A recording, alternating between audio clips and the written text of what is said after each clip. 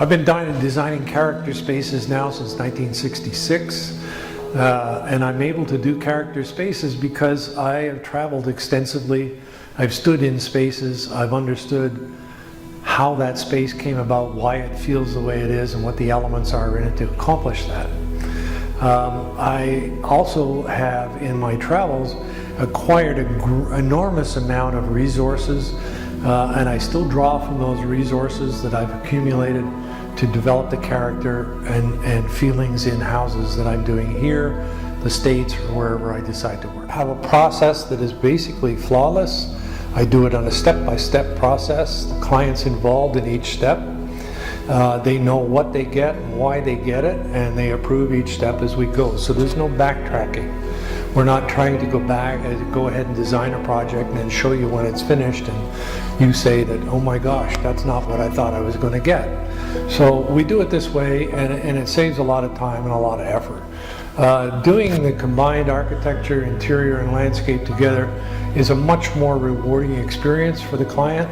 It also saves a lot of money, and the project gets done a lot quicker.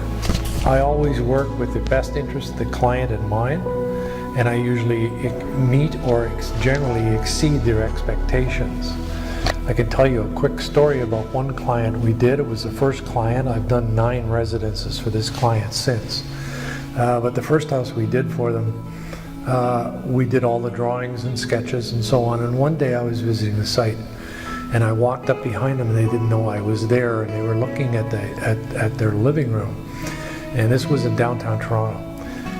They had an atrium on the left side of the house, and they didn't want to put curtains on it, so I had to come up with a finish that was a multi-layer finish. It was transparent. We had pinks, grays, and turquoises in there, so that when the sun came out, it brought the turquoise out, and when the sun went in, it brought the warm colors out, especially for wintertime in Toronto.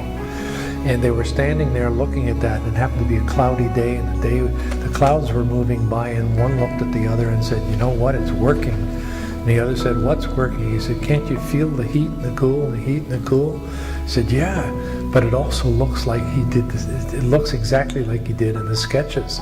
So at that point I announced that my presence, and they were quite surprised. But anyway, we've done, like I said, 9 residences for these people, and I'm working on a penthouse for them at the moment too, the 9th one. The International Center asked me to put a presentation together for over 200 designers on the incoming trend, design trend, of course. And so I did that. We had a seminar. It was very successful, very informative, I was told. And it was on what was already existing in the United States, which is the contemporary or the stylized version of French. It's still very light, very contemporary, but we're adding antiques and with the French flavor. I find that myself, I think the long-term trend is going to be more back to classical, using classical elements. I think the bones of the architecture is going to be more important than the actual content. Content's going to be light because spaces are getting smaller, and people are moving into a lot of condos. So I think a lot more attention is going to be played to the detail, to the interior architecture, as well as the furniture itself. Still stay light but comfortable, adding antiques here and there to anchor people to the past.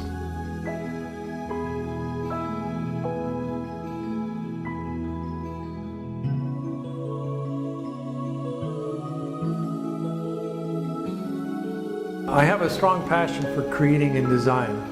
I've been doing this for many, many years, and I kind of parallel myself with the architect Philip Johnson in a way, because he was still designing when he was 95 years old, and I hope I get that far too. I graduated from OCAD and the University of Toronto in architecture. I studied interior design and architecture in the reverse. I took interior design first, which I find is a benefit because I learned the human scale, function, and comfort first. And then we learned how to build the envelope around it. Have you ever walked up to the outside of a house and found that the landscape didn't match the architecture? And then walk inside and find out the interior didn't match either one of those? The project completely disjointed aesthetically, and the homeowner spent a lot of time and a lot of money trying to get to his destination and did not receive good value, nor did it add good value to maybe resale and selling the house someday. I have absolutely no interest in trademark style, he says. Some would say I have no style, no look. Well, I don't get it. That isn't what I set out to do.